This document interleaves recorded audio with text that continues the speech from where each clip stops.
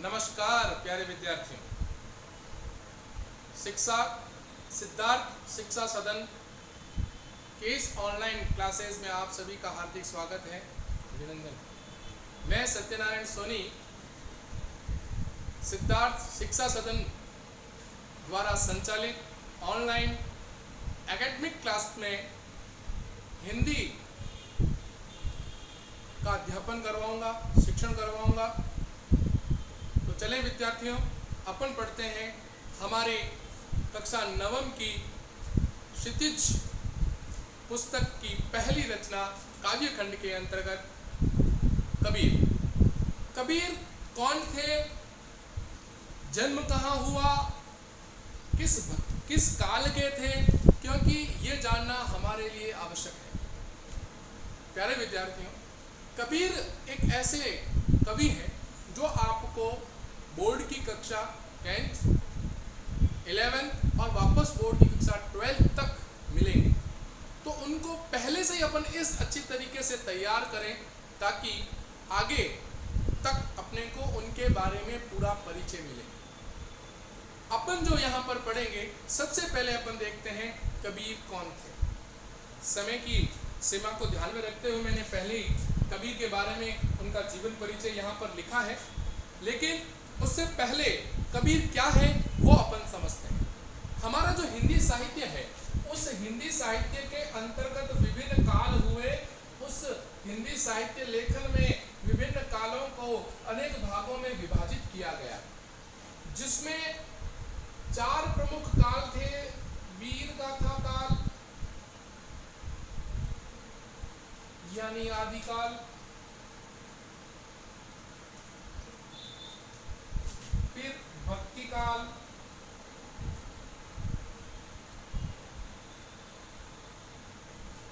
फिर रीति काल और फिर आया आधुनिक काल। फिर विद्यार्थियों, ये जो 4 काल हैं, इन 4 कालों में से अपनी पाठ्य पुस्तक क्षितिज में सारे कवि हैं जो इन काल के अंतर्गत आते हैं। तो हर एक पाठ, चाहे वो गद्यांश हो चाहे वो पद्यांश हो, उसका अध्ययन करने से पहले हमें उस कवि और हमें उस लेखक की सामान्य जानकारी इस काल के अंतर्गत होनी चाहिए। अभी जो हमारा आज का प्रकरण है वह है कबीर। तो कबीर किस काल के हैं, हिंदी साहित्य के किस काल के अंतर्गत, कौन सी शाखा के अंतर्गत आते हैं, पहले हमें ये जानना आवश्यक है। तो आदिकाल यानी आदिकाल के ये अपना भक्ति काल, क्योंकि कबीर ने भक्ति करी थी, तो भक्ति काल, इस भक्ति काल के वो कवि रहे। और इन भक्ति काल को हमने 2 भागों में, क्योंकि भक्ति भी विभिन्न संप्रदायों और विभिन्न कवियों के अलग अलग मतानुसार चलती थी, तो विभिन्न मतों और उनके संप्रदायों के अंतर्गत भक्ति काल को 2 भागों में विभक्त किया गया था। एक था सगुण भक्ति और एक थी निर्गुण भक्ति।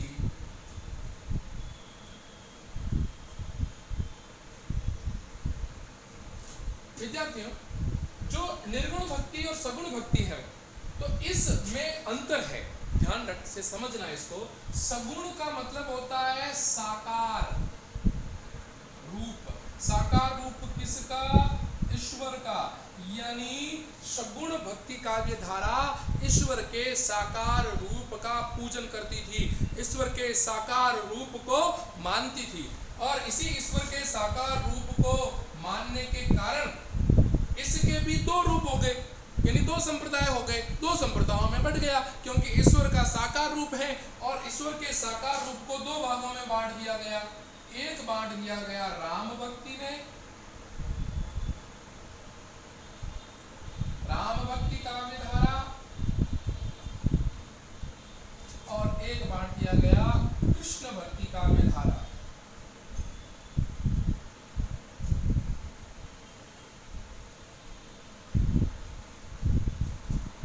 अब इनमें जो प्रतिनिधि कवि थे अपन पढ़ेंगे आगे, आपके इसके अंदर है परीक्षाओं में। राम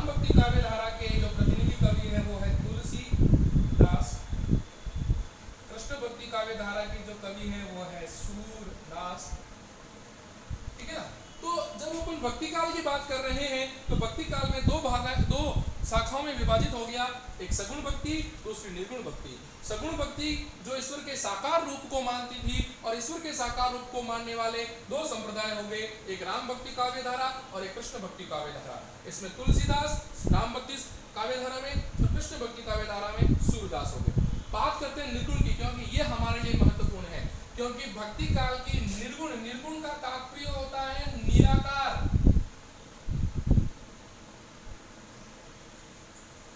किसका? निराकार परब्रह्म, ब्रह्म यानी निराकार परब्रह्म, ब्रह्म परब्रह्म यानी ईश्वर। और ईश्वर का क्या? कोई आकार नहीं। निर्गुण संप्रदाय ये कहता था कि ईश्वर का कोई आकार नहीं है, ठीक है ना। जबकि वही सगुण का क्या कहते थे कि ईश्वर का क्या है? आकार है, यानी उसका कोई ना कोई रूप अवश्य है। छात्रों ये ध्यान रखना है अपने कि निर्गुण का अगर आपसे अर्थ पूछे तो आप बताओगे निराकार परब्रह्म का पूजन करना, सगुण का अगर आपसे अर्थ पूछे तो आप बताओगे साकार रूप का वर्णन करना। निर्गुण में भी क्या हुआ कि बहुत से लोग निराकार परब्रह्म की उपासक थे और इसमें भी संप्रदाय हो गए। संप्रदाय कैसे हो गए? इसमें भी दो शाखाओं में हमारा ये बट गया था। निर्गुण भक्ति काव्य धारा दो शाखाओं में बट गई, एक तो हो गई ज्ञानाश्रयी और एक हो गई प्रेमाश्रयी। ध्यान से समझना, क्योंकि यही है, यहीं से कबीर का जो अपन कबीर की पृष्ठभूमि यहीं से तैयार होती है।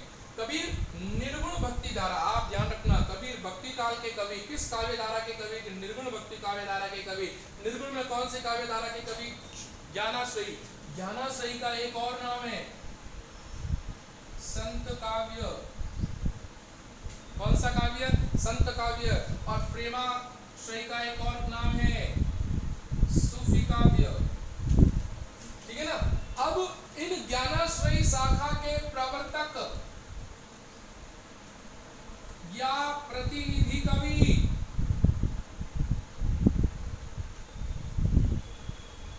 ये थे हमारे कबीर, वेरी इंपोर्टेंट। और सूफी काव्य धारा के प्रतिनिधि कवि जायसी।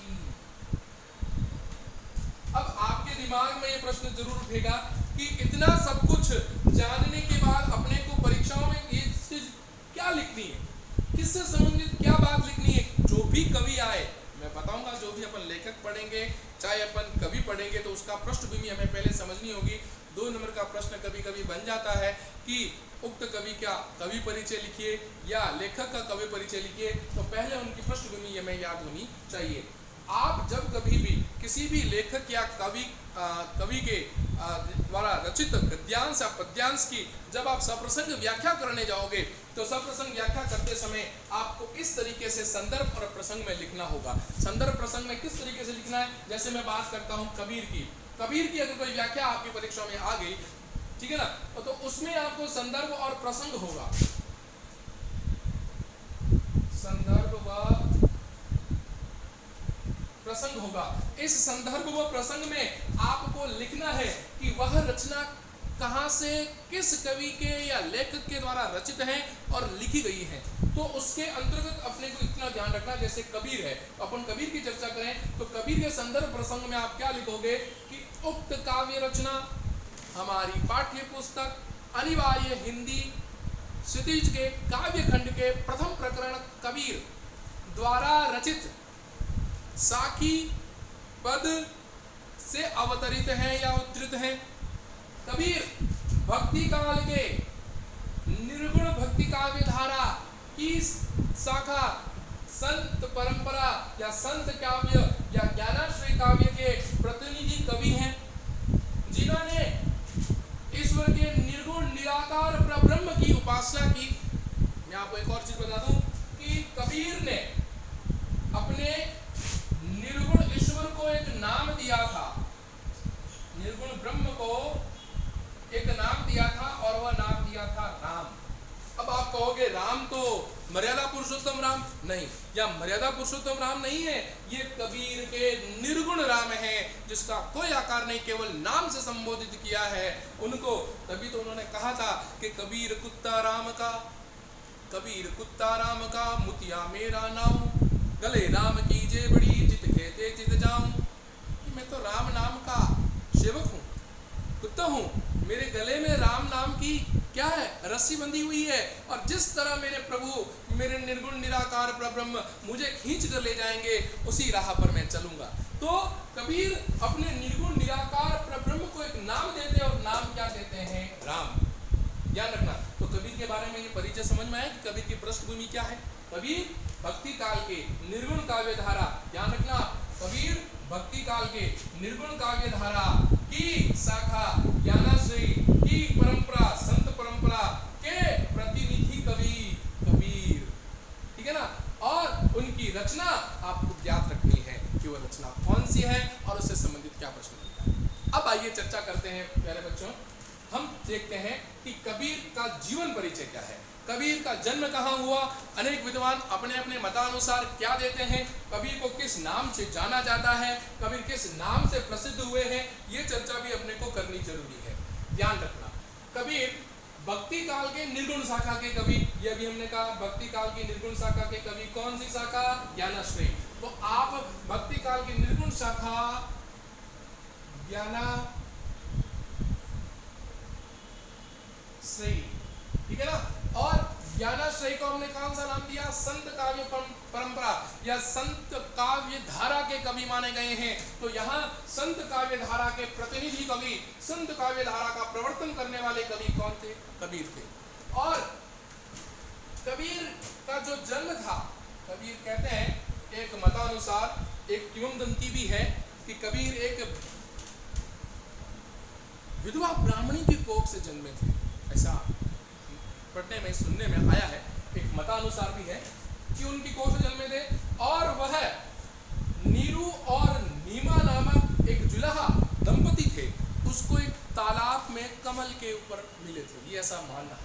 तो ये 1398 में ईस्वी में जन्म, 1455 विक्रम संवती लह तारा काशी में जन्म, लालन पालन मिले किसको थे, नीरू नीमा, इन दोनों को मिले थे, ठीक है ना। और इनके बारे में जो पत्नी वो लोई, पुत्र कौन, कमाल, पुत्री कौन, कमाली। एक बात जो महत्वपूर्ण है मित्रों, ये बात है कि एकमात्र हिंदी साहित्य के कवि, एकमात्र हिंदी साहित्य के भक्ति काल के कवि जो सिकंदर लोदी के समकालीन कवि थे। किसके समकालीन कवि थे, सिकंदर लोदी के समकालीन कवि माने गए हैं। और इनके बारे में विभिन्न कथन भी दिए गए हैं, और विभिन्न कथन क्या दिया गया है कि हजारी प्रसाद द्विवेदी ने, हजारी प्रसाद द्विवेदी ने कबीर को क्या कहा, वाणी का डिक्टेटर, वाणी का डिक्टेटर। डिक्टेटर यानी जिसको एकाधिकार है, जो अपनी बात से, संपूर्ण बातों से लोगों के मन को विचलित करता है, यानी लोगों के मन को परिवर्तित करता है। और इनका तो कहना था कि ईश्वर तो है ही नहीं, ईश्वर शाश्वत निर्गुण निराकार परब्रह्म है, क्षणभंगुर है, और इन्हीं के कारण इनको वाणी का क्या कहा गया, डिक्टेटर कहा गया। इनकी प्रमुख रचना, इनकी प्रमुख रचना जो है वो है बीजक। बच्चों ध्यान रखना, बीजक सबसे ज्यादा इनकी महत्वपूर्ण रचना है, और सबसे ज्यादा प्रचलित प्रमुख रचना बीजक मानी गई है। और बीजक को 3 भागों से संकलित किया है उनके ही शिष्य, जिसका नाम है धर्मदास। उनका शिष्य क्या है, धर्मदास, जिसने बीजक नाम से 1464 ईस्वी में, 1464 ईस्वी में धर्मदास ने कबीर की वाणी को, कबीर की वाणी को बीजक नाम से संकलित किया। और बीजक नाम से संकलित करके इन्होंने पूर्ण रूप से इनके पद लिखे थे। और कहते हैं कि इन पदों को कितने भागों में बांटा है, 3 में, साखी, सबद और रेमनी। साखी का मतलब होता है साक्षी, जिसे अपन कहते हैं ना प्रमाण, ठीक है।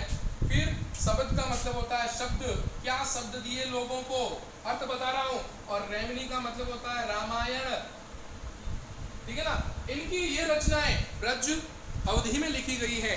और छंद दोहा छंद के अंतर्गत कहीं कहीं इन्होंने चौपाई छंद का भी बहुत अत्यधिक और सुंदर प्रयोग समावेश किया है।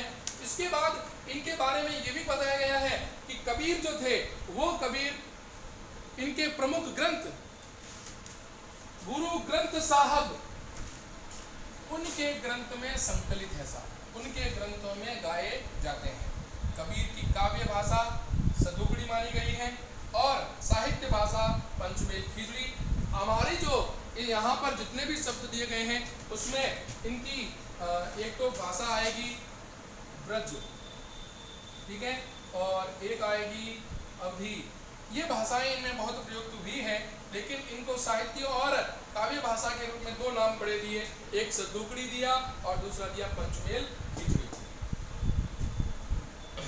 बात करते हैं कि हमारे कोर्स में जो शब्द और पद दे रखे हैं वो इन्होंने अपने गुरु को साक्षी मानकर इन्होंने ईश्वर से संबंधित बातचीत की है। आप इसका स्क्रीनशॉट ले सकते हैं जल्द से।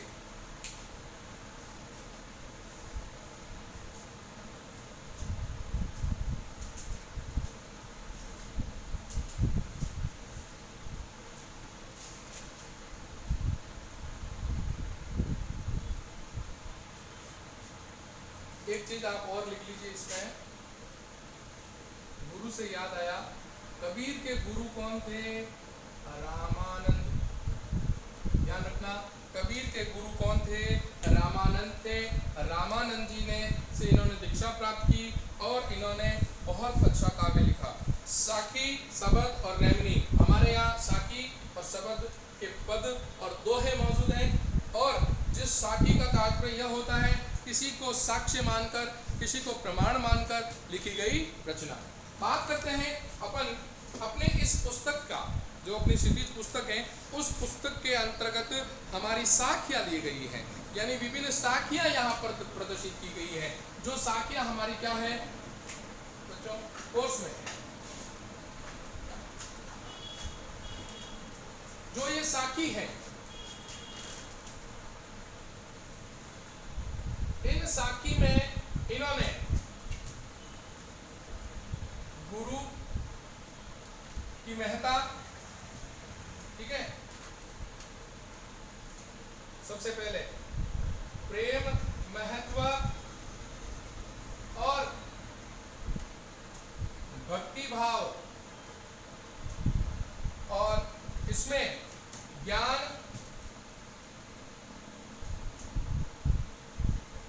को महत्व तथा बाह्य आडंबरों, ठीक है ना, बाह्य आडंबरों पर चोट, इन्होंने बाह्य आडंबरों पर भी चोट की है।